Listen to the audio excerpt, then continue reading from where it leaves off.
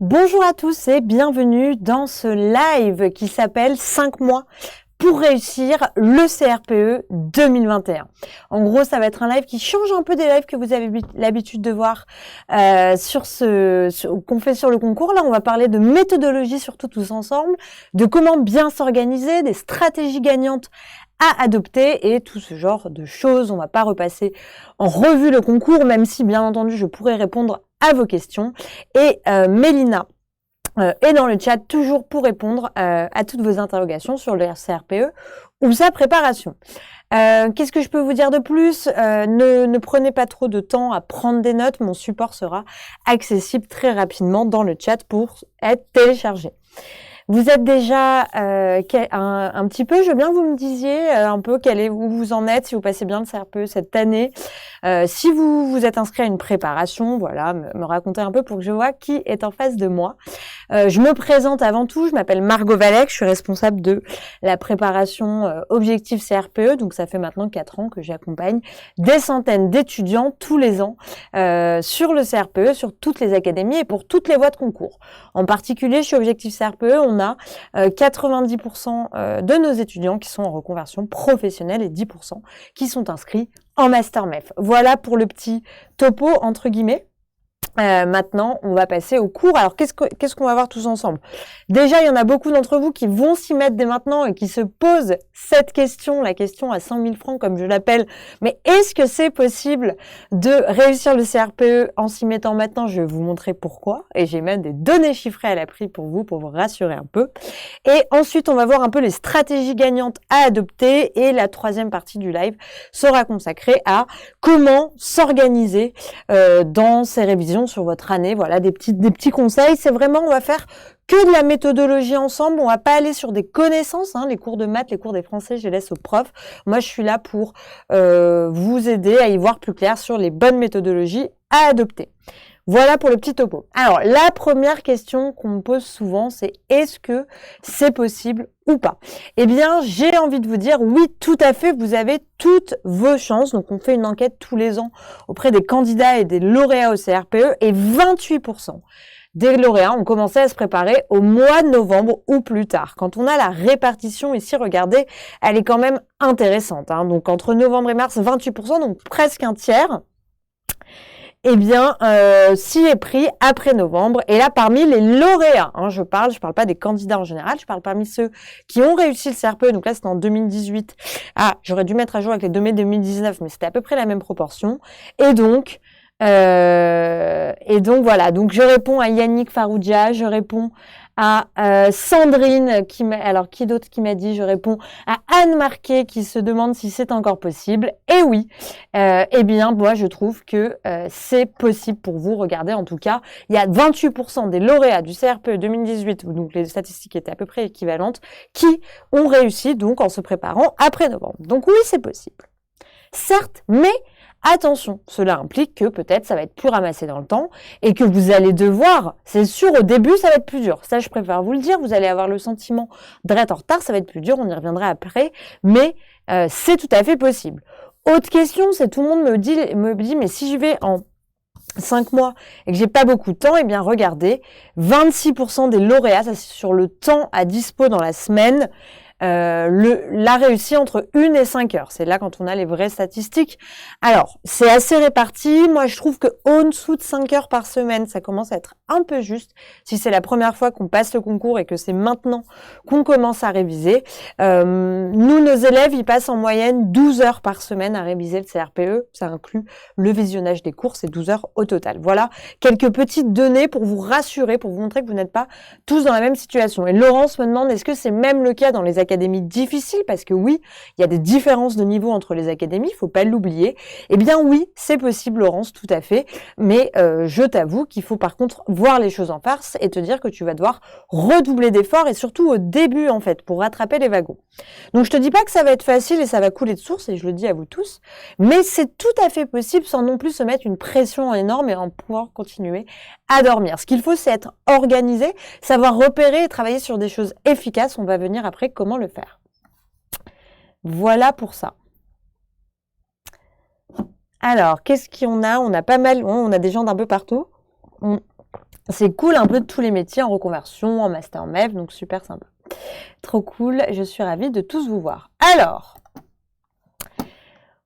on va regarder un peu des stratégies pour gagner en efficacité dans ces révisions. Donc encore une fois, je vous le dis, je ne reviendrai pas sur le contenu des épreuves, l'éligibilité. J'ai fait pas mal de lives ces derniers mois parce que vous étiez tous en train de vous poser des questions sur le CRPE. Maintenant, on est le 9 novembre. Les inscriptions se terminent dans 3 jours. Donc je pars du principe que si vous êtes là, c'est que vous avez pris votre décision et que là, on y va. Vous connaissez le concours, a priori, au moins les rudiments, et on peut aller sur les stratégies. Alors, bien sûr, pour remettre en perspective, ces chiffres, ils sont là pour juste vous montrer que ça dépend vraiment des gens. Il n'y a pas une recette miracle. Il y en a qui travaillent plus de 30 heures par semaine, 18% des lauréats en 2018. Il y en a qui travaillent 26%, 1 à 5 heures. Donc, qu'est-ce que j'entends par là? J'entends que il va falloir vous adapter à votre profil et à vos connaissances. Voilà, c'est très important. Et souvent, on nous demande, mais est-ce qu'il faut faire ça? Est-ce qu'il vaut mieux faire ça? En fait, et c'est ce que je vais essayer de vous montrer par ici.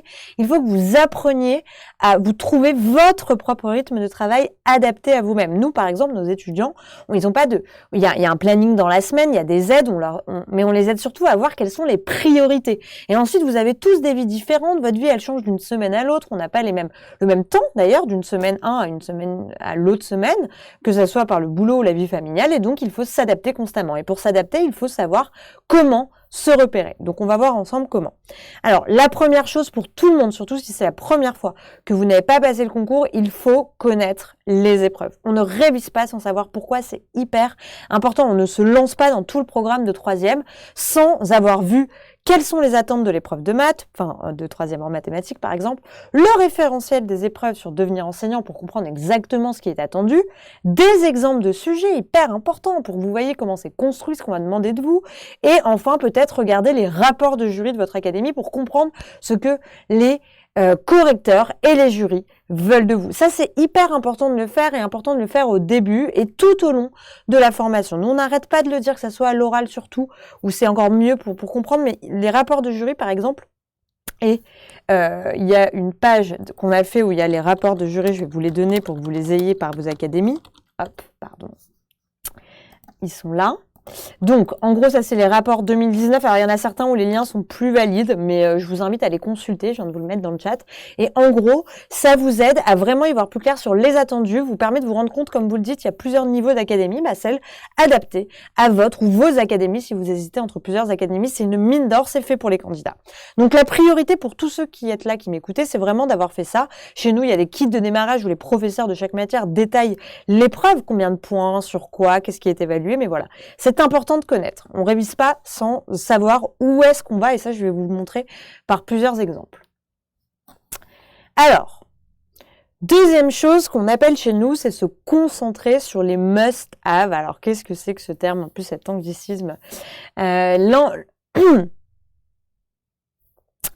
Les must-have, donc, c'est en gros l'idée, c'est d'avoir ressorti ce qui est le plus important à travailler. En gros, quand on vous dit je révise le programme de 3e et la grammaire, on est gentil, on est bien avancé, mais par quoi on commence? Sur quoi est-ce qu'on met son énergie? Et donc là, il faut que vous déterminiez les clés du programme. Par exemple, qu'est-ce que c'est un must-have? Alors nous, on a fait effectivement le décompte. Nos professeurs, Antoine pour les français, Louis pour les maths, en fait, ils ont cartographié, ils ont relevé, c'est tout simplement chaque question qui sont tombées au CRPE en français, en maths depuis 2014 dans tous les groupements, et on peut en sortir des stats. Et maintenant, sachez que par exemple, mais même juste sur l'année dernière, par exemple, l'année dernière, 75% des sujets, donc en 2017-2018, ça fait quand même 8 sujets différents, avaient la compétence identifier une mode verbale, le mode, le temps. Et 75% où on demandait quel est le mode, le temps, interroger sur la valeur des temps. Donc ça, c'est quelque chose que je répète, par exemple, qu'il faut réviser de toute façon. Et donc, comment vous pouvez le faire, vous, si vous n'avez pas des statistiques précises? Nous, c'est vrai que les cours ont été faits en fonction de ça.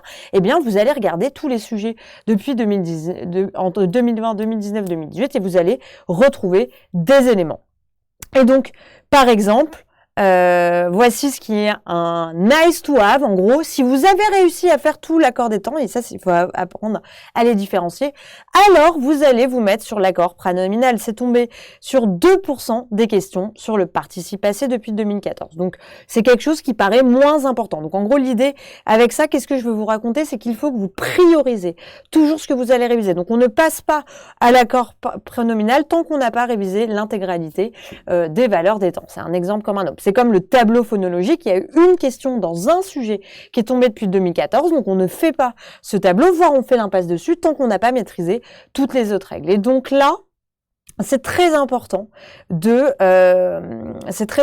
déterminer cela et de travailler sur ce qui va tomber le plus. Alors vous allez me dire mais comment je sais? Donc effectivement voilà, je vous ai répondu, vous pouvez regarder dans des sujets, vous avez toute la banque de sujets du CRPE est en ligne en français et en mathématiques et vous les avez à disposition.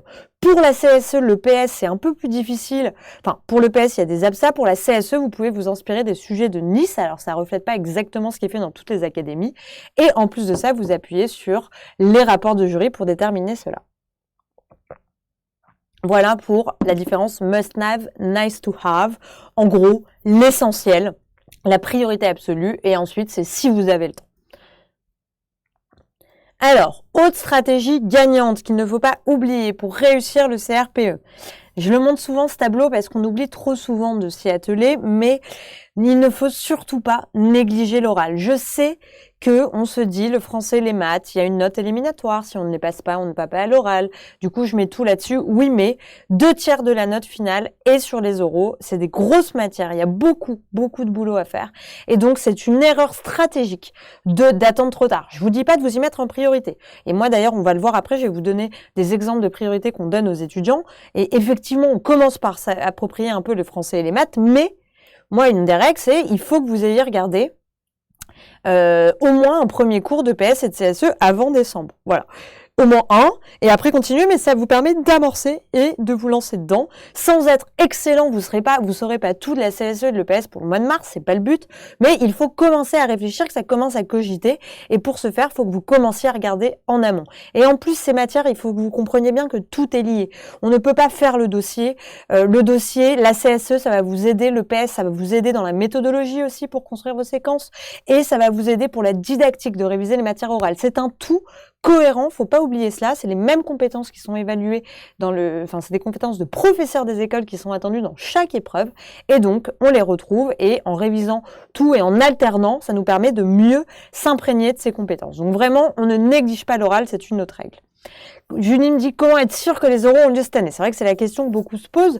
Moi, je peux vous dire plusieurs choses. Déjà, on est sûr de rien, on l'a bien compris avec le CRPE. On a bien compris l'année dernière, il se peut, on ne sait jamais, que les oraux soient supprimés. C'est une éventualité qu'on ne peut pas écarter. Maintenant, il y a beaucoup plus de temps pour anticiper qu'avant. Il ne faut pas oublier que l'année dernière, le confinement est arrivé 2 semaines avant les écrits, donc il y a eu une précipitation, puis on a tous été un peu surpris. Là, il y a eu une plus grande anticipation. Et enfin, que je viens de vous le dire, mais réviser les oraux, ça vous aide en prévision de la prise de poste, ça vous aide et ça vous aide à travailler sur la didactique aussi. Donc, une autre règle, et là, je vais vous donner des règles, et après, on va parler. Ça va être un live assez court, pour une fois, il va durer, je pense, pas plus d'1 heure. C'est vraiment un petit point à 5 mois pour vous aider à y voir plus clair. Et donc, s'entraîner régulièrement. En fait, souvent, et ça je le vois, j'ai déjà eu des élèves qui suivaient des cours, qui regardaient par exemple nos vidéos et qui n'appliquaient pas derrière. Et ça, c'est hyper important de ne pas rentrer là-dedans.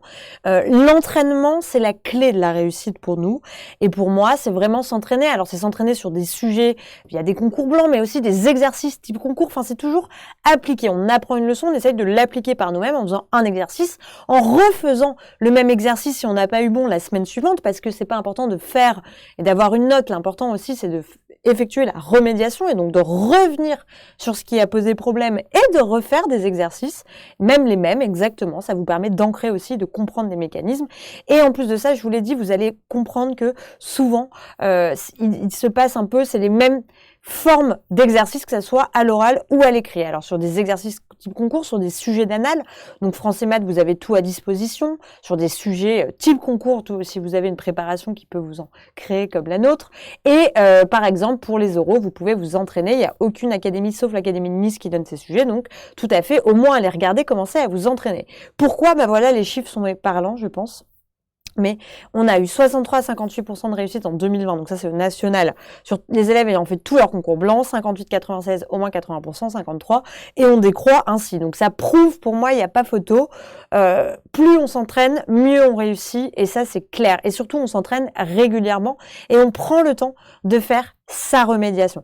Donc sa remédiation, donc déjà, donc ça, c'est comment ça se traduit chez nous, mais en gros, une note, il faut un point de vue extérieur sur sa copie. Alors, vous pouvez vous auto-évaluer grâce à un corrigé, mais si vous avez le point de vue d'un prof en français, en maths, qui vous donne des exemples, ou d'un prof jury pour les oraux, c'est encore mieux. Et ensuite, on remédie. Donc, on remédie, ça veut dire quoi? On regarde pour chaque erreur que l'on a commise à l'écrit, chaque point sur lequel on a été repris à l'oral, et on essaye de trouver où trouver des réponses et réappliquer et refaire le même exercice. Alors, donc ça c'est pour les entraînements. Pourquoi s'entraîner? J'ai oublié de le dire ici, mais c'est parce que je vous ai dit, on a tous un temps limité, le programme du CRPE est énorme pour tout le monde, et donc il faut prioriser. C'est vraiment votre là, il faut que vous mettiez dans cette tête-là, il faut que vous arriviez à vous organiser en fonction de vos priorités. Et comment on détermine ça? Eh bien, en s'entraînant et en remarquant ses erreurs. Oui, bon, bah j'ai fait, là, c'est bon, j'en suis à mon deuxième sujet de maths, je viens de me rendre compte, la Pythagore, c'est une catastrophe, je n'y arrive pas.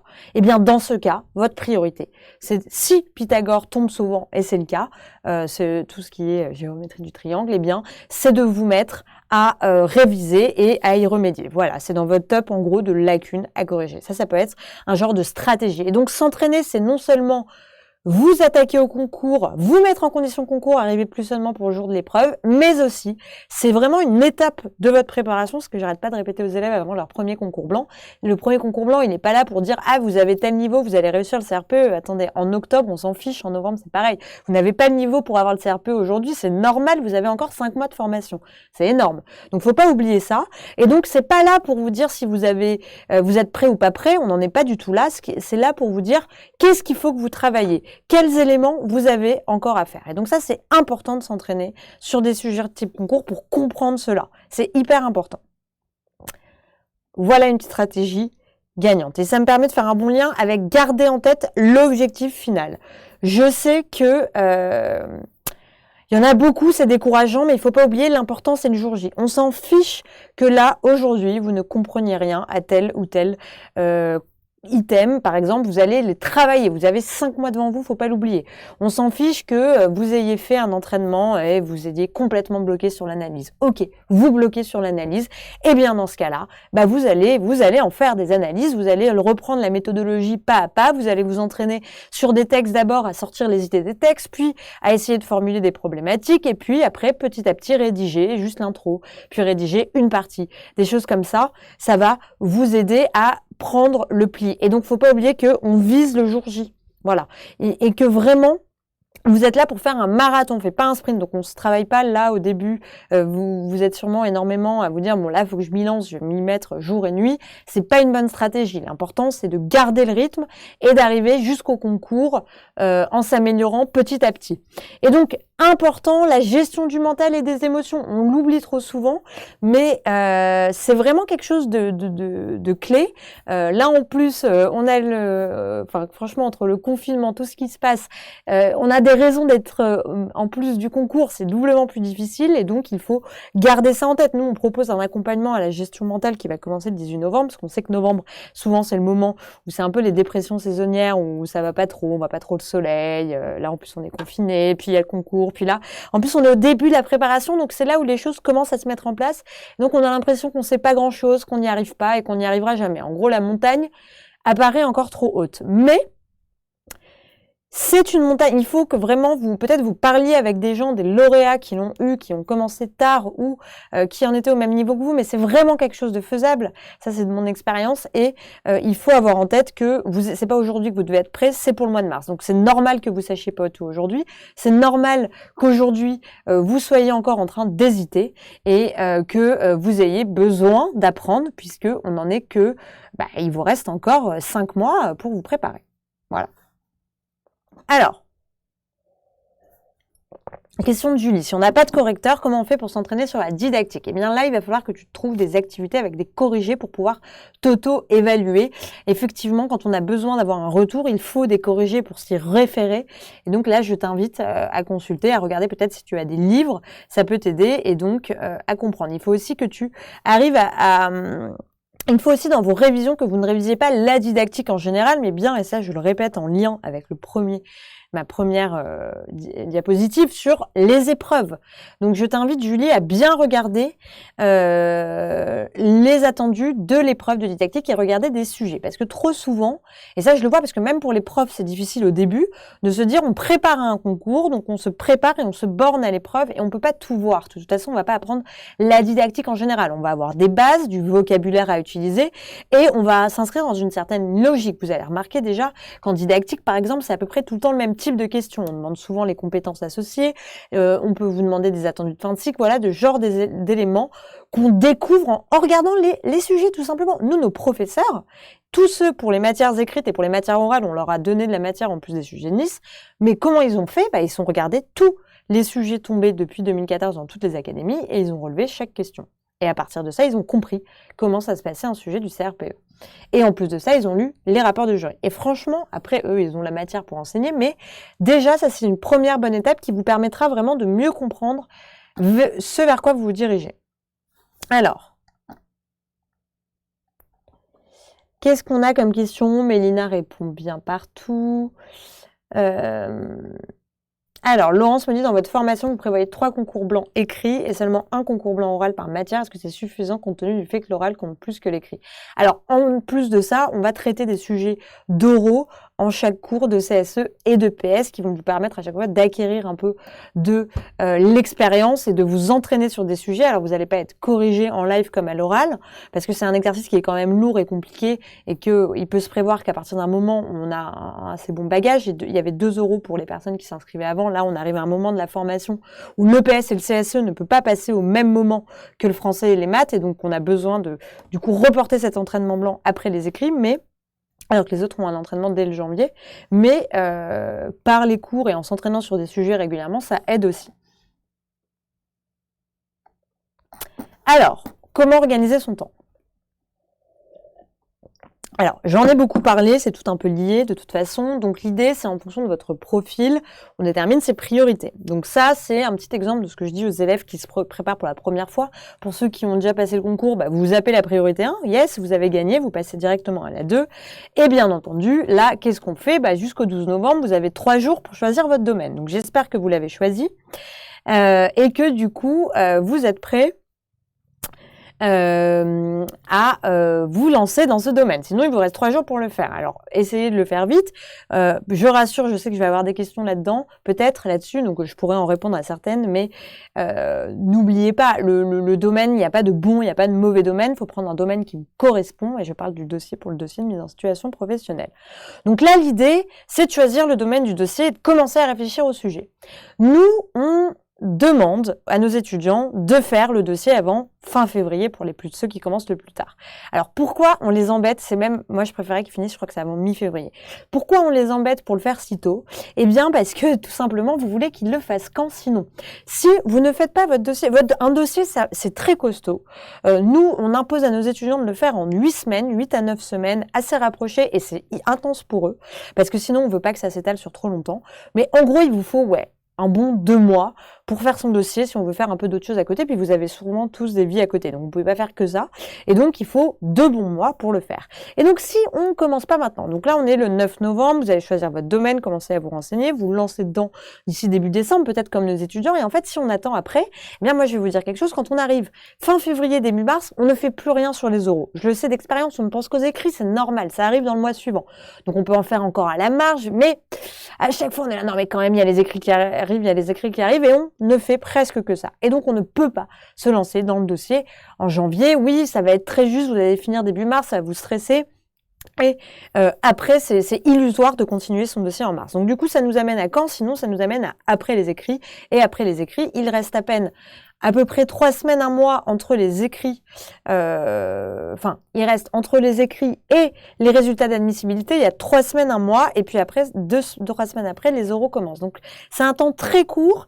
Et pour rédiger son dossier et préparer son oral et être prêt sur le PSCSE, c'est trop court. Ça met un stress énorme. Il y en a qui y arrivent. Il y a toujours, j'ai entendu une amie, une fille, quelqu'un dans ma classe, l'année dernière, l'avait eu en le faisant après les écrits. Elle a eu une super note. Oui. C'est toujours possible, et ça, je vous le dis, moi j'ai bien vu d'expérience que tout est possible, effectivement, mais c'est un stress énorme, et c'est pas une garantie. Et je pense qu'il y en a plus qui se sont plantés, qui ont réussi en faisant cette technique. Alors, Laurence me demande, votre formation permet-elle de connaître le contenu des programmes des différents domaines? Alors oui, quand vous vous inscrivez, il y a une vidéo par domaine où les professeurs vous indiquent où sont les programmes sur les différents domaines. Alors, Émilie me demande si on a choisi notre domaine. Où est-ce que je peux trouver? Il y a une liste de sujets. Il n'y a pas une liste de sujets prédéfinie. Il faut que tu regardes dans les programmes, en fait, dans ce qui est fait, où tu peux regarder sur Internet si tu as une idée de niveau et un domaine, dans ce qui est fait, par exemple, CE2 sciences, qu'est-ce qui est fait, ça te donnera des idées de sujets que tu puisses traiter. Le sujet de l'épreuve de mise en situation professionnelle, je le rappelle, c'est en gros comment vous, en tant que professeur des écoles, vous enseigneriez tel sujet à tel niveau. Voilà, c'est pour ça. Alors, Sandra me demande est-ce qu'on est obligé de passer l'épreuve de PS? Et oui, comme l'a dit Mélina, c'est obligatoire. Toutes les épreuves sont obligatoires. Si vous ne participez à une épreuve, vous êtes éliminé.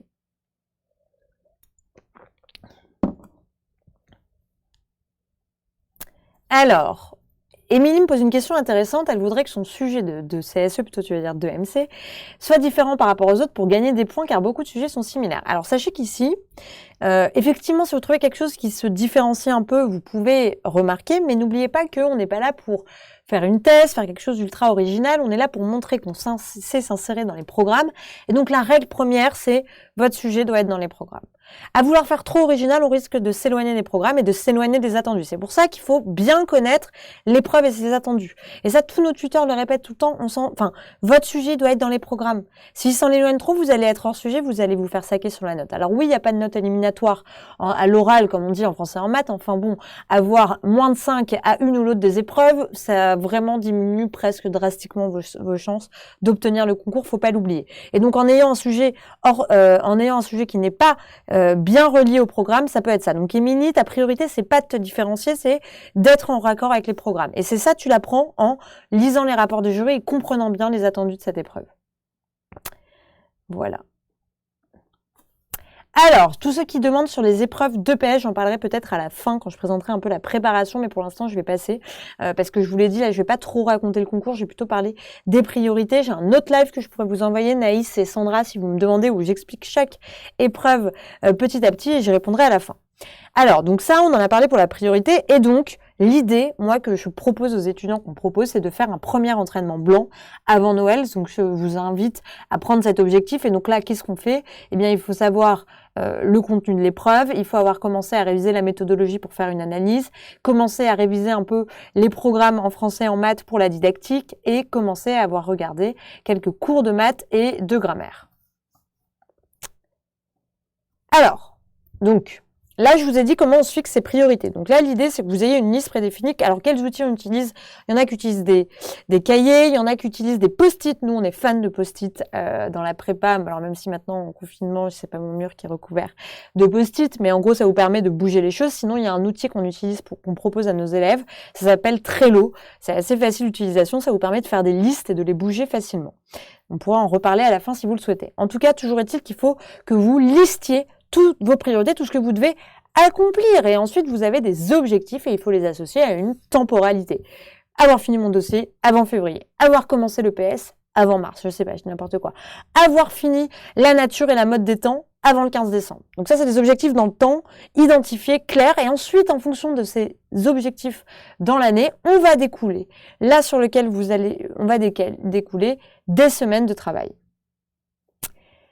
Et donc, l'important aussi, j'ai oublié de le dire, c'est de travailler de façon régulière et équilibrée. Donc là, j'ai pris l'exemple de Julien, je ne sais pas si Julien me regarde, qui a une très belle courbe de progression. Donc Julien, il travaille régulièrement, un peu tout le temps et petit à petit. Et donc, il ne faut pas qu'il y ait des grosses périodes de creux, puis là, on bosse à fond. Je préfère que vous travaillez 30 minutes chaque soir plutôt que travailler 8 heures tous les samedis d'affilée. Là, c'est le meilleur moyen de vous cramer, de vous dégoûter. Après, si vous n'avez pas le choix, on peut trouver des techniques pour le faire ensemble, mais il vaut mieux vraiment avoir des moments dans la semaine où on réactive, en fait. Et donc, ça peut être, si vous avez vraiment aucun temps, ça peut être en cuisinant, écouter un podcast, ça peut être dans la voiture, écouter un podcast, je sais pas, dans le train, des choses comme ça, à d'autres moments pour réapprendre et réactiver les connaissances. Et le faire qu'à un moment T, une fois sur une temporalité trop espacée, c'est plus difficile pour apprendre. Et c'est plus dur de se souvenir entre chaque élément. Alors, ça, on a répondu.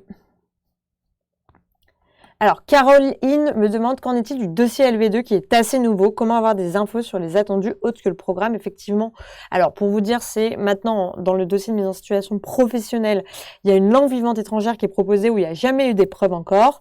Eh bien, il faut, là malheureusement, vos seuls repères, sur les attendus, vous savez que c'est un niveau B2, vous pouvez regarder l'arrêté de l'épreuve. Et après, vous pouvez vous rapprocher quand même des avis, des rapports de jury sur la mise en situation professionnelle en général. Ça vous donnera déjà des pistes sur comment c'est construit, parce qu'on va pas changer du tout au tout sur la langue vivante. Après, il va falloir que vous regardiez sur EduSchool. En gros, ce qu'on attend de vous, c'est ce qu'on va attendre, en fait, que vous vous rapprochiez le plus possible de ce qu'on attend d'un professeur des écoles. Et donc, il y a un guide pour la langue vivante étrangère, je crois, je dis mal le mot, Brigitte le saurait mieux que moi, qui vous permet d'appréhender un peu comment sont enseignées les langues vivantes étrangères à l'école.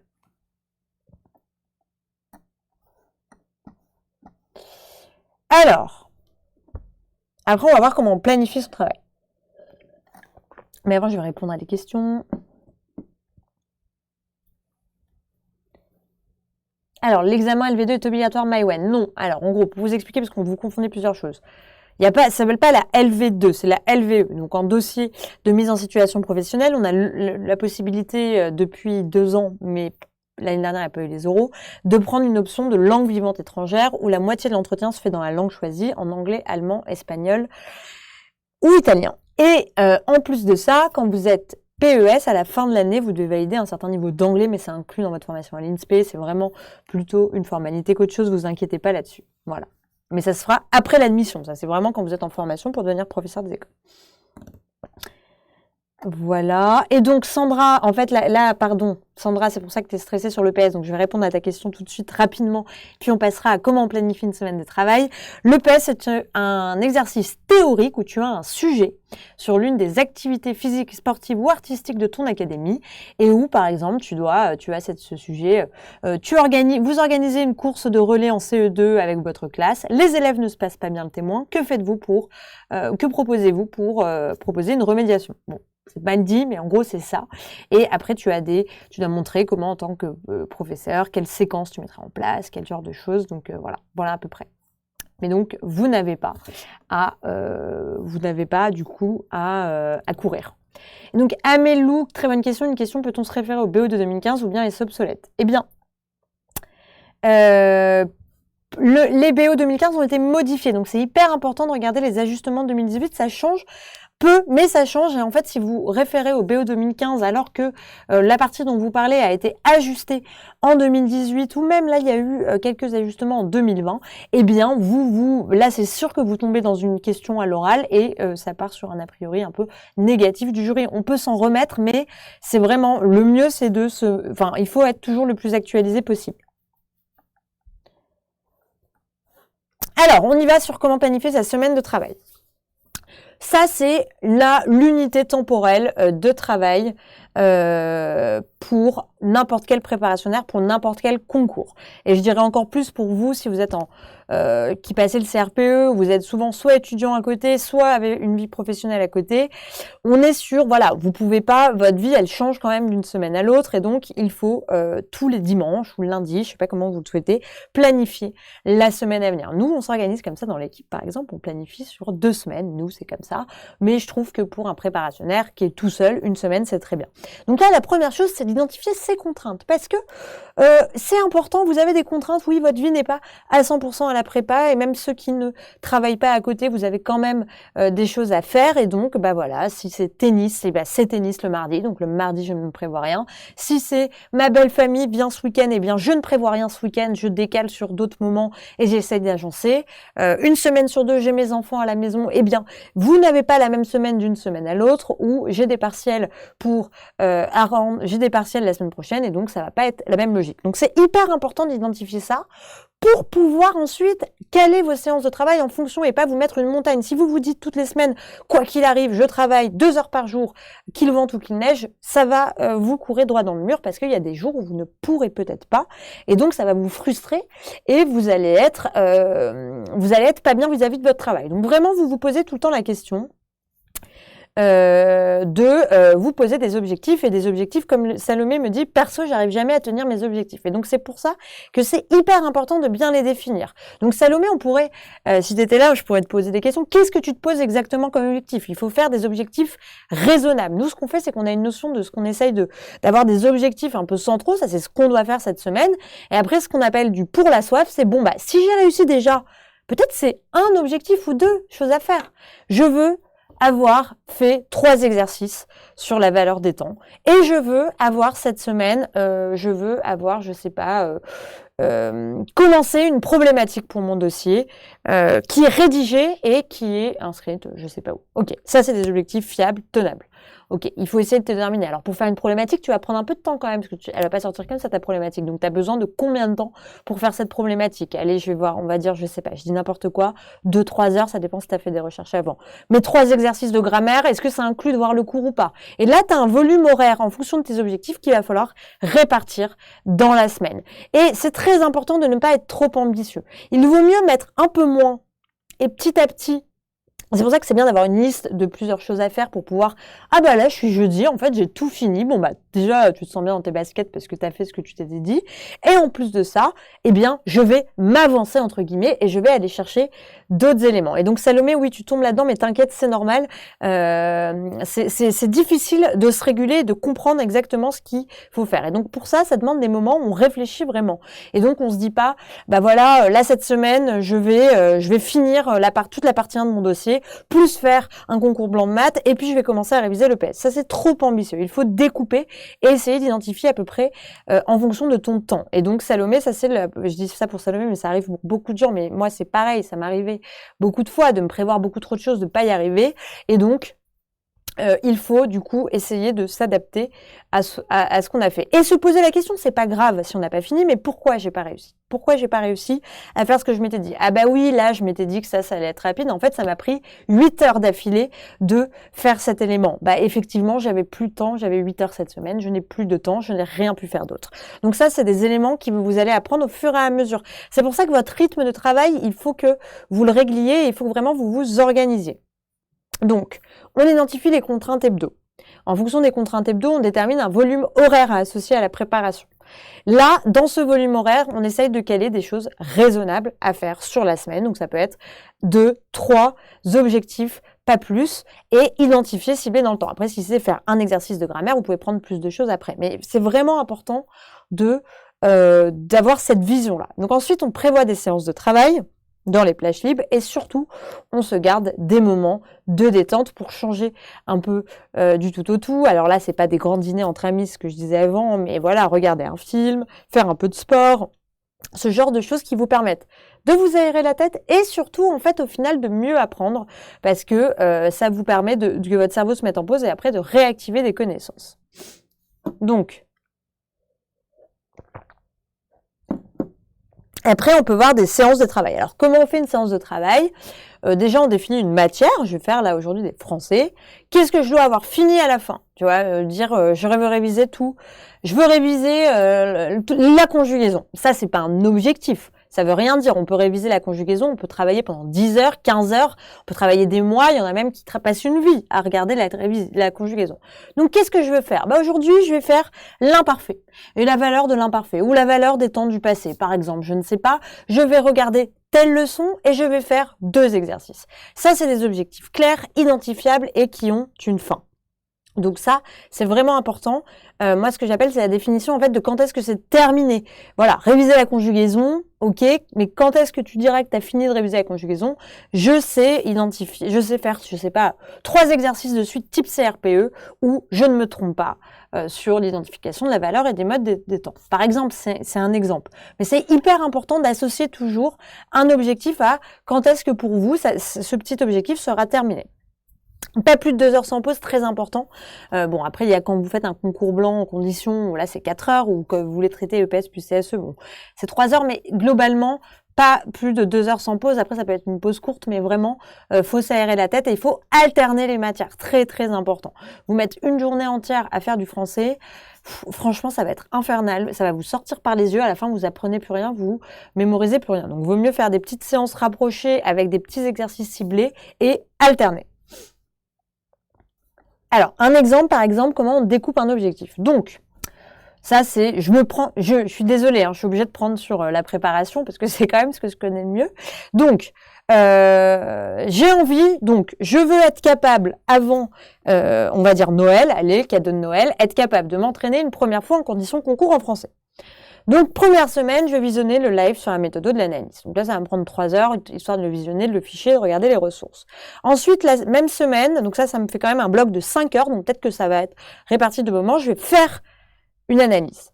Semaine 1. Semaine 2, je vais regarder le live méthodo 2, et donc prendre du feedback, et je vais visionner l'introduction à la partie 2. 2 heures.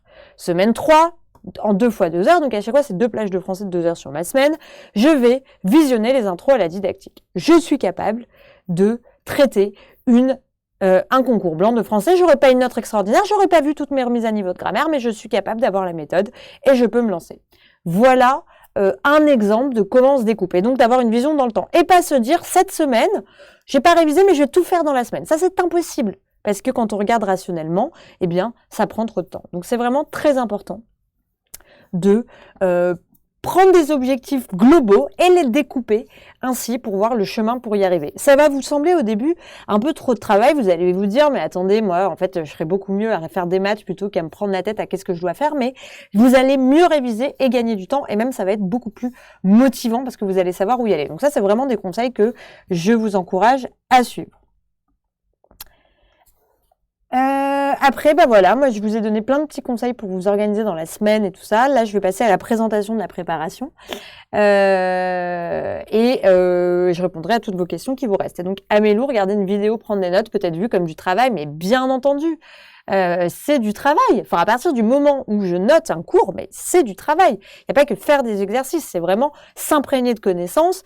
Ça peut être regarder un cours en live, ça c'est pour nous. Ça peut être lire un cours dans un livre. Ça peut être, je sais pas, pour votre dossier de mise en situation professionnelle, vous avez une conférence hyper importante, je sais pas, sur Louis XIV, la regarder. C'est du travail et c'est à caler dans votre planning.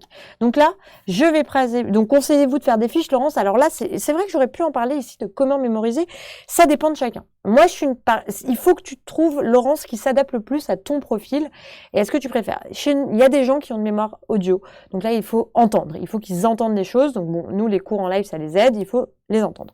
Il y en a qui ont besoin d'écrire. Moi, je sais que j'avais besoin, quand je révisais, d'écrire une première fois et je faisais des tonnes de fiches et en faisant une fois une fiche et en la relisant deux, trois fois parce que j'ai une mémoire visuelle aussi, eh bien, ça me permettait vraiment d'apprendre très vite la notion.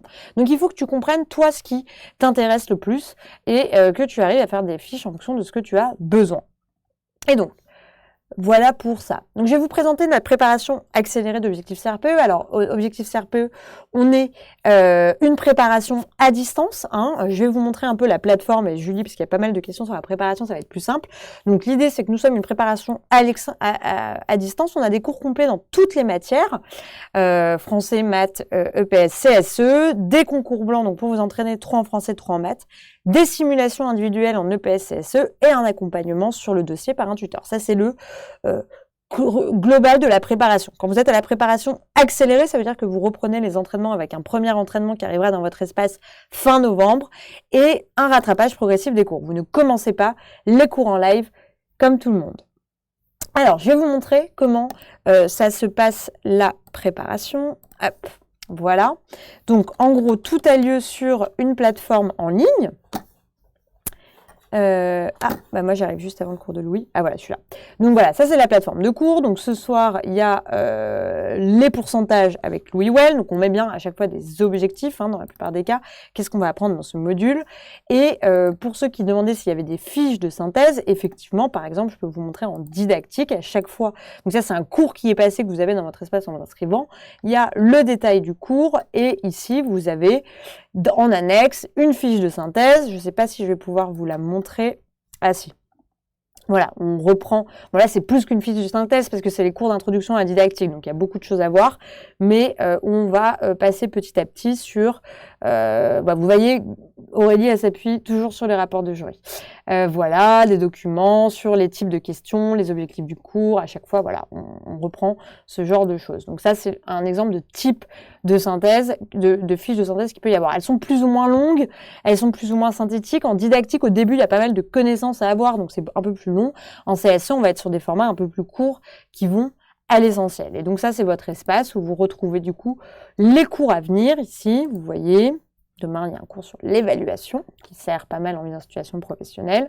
Et vous avez ici toutes les catégories de cours disponibles. Donc ça, c'est le B à bas de notre préparation, c'est ça, l'espace de travail clé pour que vous puissiez travailler. Alors, est-ce qu'il y a des questions? Ah oui, alors j'ai oublié, mais du coup, on va revenir sur les tarifs, parce que vous vous demandez. Alors, Mélina l'a bien dit, on arrête les inscriptions cette année le 22 novembre, donc il reste plus beaucoup de temps pour vous inscrire en préparation chez nous. Mais en gros, les inscriptions se terminent le 22 novembre. Le tarif de la préparation, il est de 1 800 €, avec possibilité d'étaler en 6 mensualités, donc ça fait 300 € par mensualité. Et si vous souhaitez bénéficier d'un financement avec le CPF, c'est 1 980 €. Aujourd'hui, là, on est le 9 novembre, il est trop tard pour faire des financements autres que le CPF. Malheureusement, les délais sont trop longs avant le 22 novembre. Et sachez que si le tarif est un obstacle pour vous, que vous n'avez pas de possibilité de financement, vous pouvez tout à fait faire une demande égalité des chances. Il y a à peu près 30% de nos étudiants qui en bénéficient. C'est un programme où vous remplissez un dossier et on vous accorde des réductions en fonction de votre situation personnelle. Alors Carole, très bonne question, me demande quel est le taux de réussite des candidats ayant suivi la préparation accélérée chez vous. Eh bien, il est franchement hyper linéaire avec celui des annuels. On est aux alentours, pareil, de 64% de réussite. Donc vraiment, il n'y a pas eu de différence criante entre chacune des préparations. Alors peut-être que ceux de la préparation annuelle ont eu tendance à plus faire les concours blancs, je ne sais pas, mais au global, on est à peu près dans les mêmes proportions. En gros, dans la préparation accélérée, vous allez devoir quand même au début, en fait, ça fait un sacré coup au début de boost. Parce qu'il y a des choses à rattraper quand même, faut pas se mentir, il y a une méthode à avoir et des éléments à réviser. Donc c'est ça qui peut être un peu perturbant. Alors, Nonolita, les connaissances de l'épreuve système éducatif est vaste, comment savoir ce qu'il faut connaître? Alors, il n'y a pas ça n'existe pas, tous les points à connaître en CSE, c'est assez difficile à comprendre. Le mieux, c'est que, comme je te l'ai expliqué, tu regardes les rapports de jury, tu regardes un peu les sujets de Nice.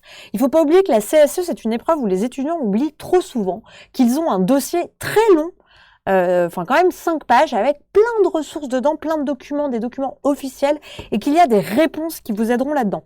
Et ça, c'est important de ne pas l'oublier pour la CSE, pour vous rassurer un peu. Après, il y a des connaissances à avoir, il y a des bases, et donc ça, il faut, pareil, il y a des grands thèmes, ça va être les devoirs du professeur des écoles, les valeurs les valeurs à l'éducation nationale, les valeurs, qu'est-ce qu'il y a, l'école inclusive, ce genre de choses, quel dispositif mettre en place. Donc c'est vrai que c'est quelque chose où quand on est tout seul, ça peut faire un peu peur. L'idée, c'est d'essayer que vous déterminiez les grands thèmes de CSE et en fonction d'aller rechercher les ressources adéquates. Voilà pour ça. Alors.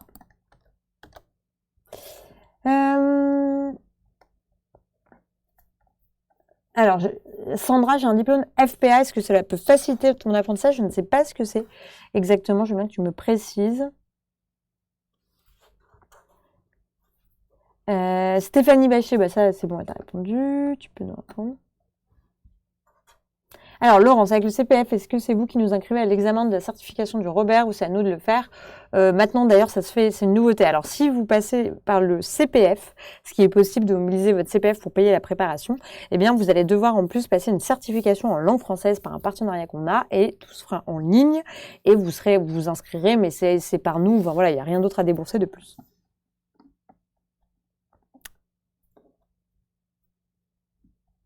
Ah, Annie Sassa, j'adore ceux qui me posent des questions sur des concurrents. Quels sont les plus de votre préparation par rapport au CNED?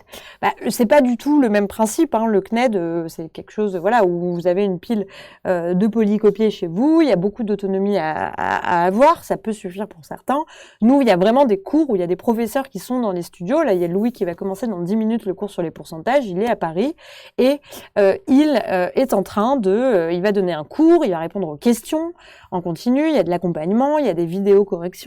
Il y a des orales blancs en situation. Voilà, on n'est pas tout à fait dans... c'est pour ça que le tarif, effectivement, n'est pas le même. Il n'y a pas la même chose en face. C'est ce que je peux vous dire. Le CNED, c'est de l'écrit, surtout. Il y a peut-être des MOOC préenregistrés, mais il n'y en a pas énormément et pas sur tous les sujets. Et donc, voilà, le changement et peut-être aussi un peu le suivi derrière, puisque il y a une façon de plus de s'adapter dans notre préparation. Voilà ce qui peut, par exemple, changer entre le CNED et nous. Après, il y en a pour qui le CNED suffit aussi. Hein. C'est pas le même niveau. Voilà, faut avoir une grande autonomie, savoir se repérer, s'organiser. Et avoir peut-être une connaissance de certains concepts, parce que quand on apprend par une leçon écrite et qu'il n'y a pas quelqu'un qui vous explique, ça peut être un peu plus difficile si pour certaines personnes sur certains sujets. Alors, Élise, vos cours CSE sont-ils complets ou cela nécessite de faire des recherches en parallèle? Franchement, Élise, a priori, les prépas, ça c'est quelque chose qu'on nous dit souvent, c'est quand même très complet. Si tu as besoin d'aller... Et de toute façon, nos professeurs donnent des liens aux élèves s'ils veulent, pour ceux qui souhaitent aller plus loin. Mais déjà, tu auras toute la base.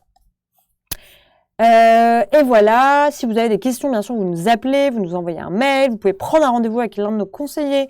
Mélina vous a remis le lien, elle peut le remettre d'ailleurs dans le live. Et n'hésitez pas à nous suivre, on va organiser des lives. Alors, je vous ai dit, j'arrête les lives sur le CRPE 2021.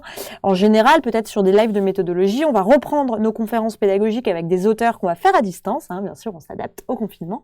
Donc, on va se retrouver très bientôt avec des intervenants qu'on adore. Et voilà, qu'est-ce qu'il va y avoir? Il y aura des cours, il y aura peut-être des dictées, des choses comme ça pour vous sur nos pages. Alors, comment valoriser, me demande Yannick, Allez, là c'est la salle des questions. Alors, Ambre, pouvez-vous nous détailler ce qu'est Trello? Oui, ça je peux te montrer, je vais regarder si c'est possible de mon côté. En attendant, je vais répondre à comment valoriser une expérience dans le second degré. Eh bien, une expérience dans le second degré, tu peux la valoriser, mais en classant au détour d'un oral que vous avez déjà enseigné à tel ou tel niveau. C'est dans la partie entretien, en fait, que ça va se passer.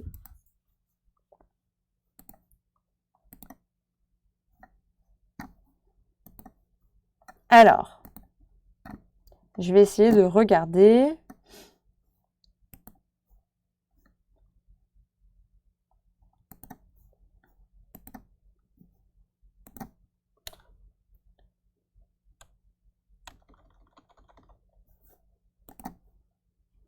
Ah voilà, c'est bon, j'ai trouvé. Alors, je te montre comment ça marche pour Trello. Donc, là, il est vert. En gros, c'est vraiment un outil hyper simple où, en fait, on fait des listes. Et là, par exemple, on va dire, bon, ok, je vais réfléchir à tout ce que je veux faire avant Noël. Je veux faire une analyse. Je veux réviser, avoir révisé la géométrie du triangle. Je veux, qu'est-ce qu'on veut faire d'autre? Je veux avoir... fini les fondements scientifiques du dossier. Voilà, je vais en mettre que 3. Donc ça, c'est ce que je dois faire. Ça, c'est ce que je suis en train de faire. Et ça, c'est ce que, à la fin, c'est vraiment le triptyque qu'il faut faire, hein, même pour vous, que ça soit sur les post-it. C'est ce que j'ai fait. Et donc, là, ça vous permet, Trello, de bouger en cours de route. Ça vous permet d'ajouter ici une des checklists à faire. Donc, faire une analyse. Il y a le live de Méthodo 1, il y a le live de Méthodo 2, il y a la réalisation de l'exercice, de l'analyse, il y a l'auto-évaluation à faire et il y a, je sais pas, la remédiation par exemple. Voilà. Et bien au fur et à mesure, on va cocher tout ce qu'on est en train de faire et ça va nous permettre à la fin de compléter la carte et de la passer dans fini. C'est une très brève.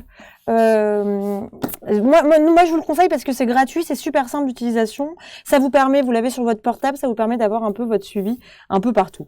Donc voilà ce que c'est Trello en quelques mots. C'est un outil qui permet de faire des listes facilement et au-delà de ces listes, voilà, on peut aussi ajouter ça. Attends, la géométrie du triangle, je le fais avant le 19, c'est sûr. Donc ajouter une date, d'ajouter des gens dessus si on voulait. Ça permet de mettre, on peut mettre aussi des là, c'est en anglais, mais on peut mettre des liens PDF, on peut écrire des commentaires si on le partage avec quelqu'un. Voilà, en quelques mots, ce qui est Trello. Hop. Alors, Alexia, le CAPEPS peut-il apporter une expérience supplémentaire en vue de la préparation au concours? Si tu l'as, bah oui, ça va t'aider en EPS. Le CAPEPS, c'est en gros le CAPES pour l'EPS. Ça va t'aider parce que tu vas apprendre un peu sur les connaissances à avoir. Après, il ne faut pas oublier qu'il va falloir changer de cycle, mais oui, ça peut t'aider. Voilà. Alors, Orlan, à combien peut s'élever la réduction de la formation égalité des chances? Alors, ça dépend, ça va de 10 à, ça peut aller jusqu'à 60% de réduction, ça dépend des profils. Alors, Laurence, vous proposez des conventions de stage. Ce sont des stages de combien de temps? On peut les faire jusqu'en juin. Oui, pardon, je vais vous mettre ce qu'il y a dedans. Je sais plus où c'était. Alors, c'est des cours de pas plus de 6 semaines, des conventions. Possibilité de les faire, bah non, c'est jusqu'avant les épreuves orales, parce que l'idée, c'est de le faire pour dans le cadre de la préparation de CRPE. C'est à vous de trouver par contre votre établissement. Nous, on vous fournit l'encadrement juridique pour que vous puissiez le faire dans de bonnes conditions. Donc, pour avoir une convention de stage, il faut trouver une école qui accepte de vous accompagner. Ensuite, nous, on émet une convention. Là, c'est l'inspecteur de l'académie qui doit donner son accord. Très souvent, ils disent oui à partir du moment où il y a une école qui accepte une convention par un organisme. Mais dans certains cas, il y a certaines académies, par exemple, qui refusent tous les candidats libres. A contrario, j'ai déjà vu des académies où des élèves avaient fait des stages sans convention. Voilà, c'est possible, il faut vous renseigner.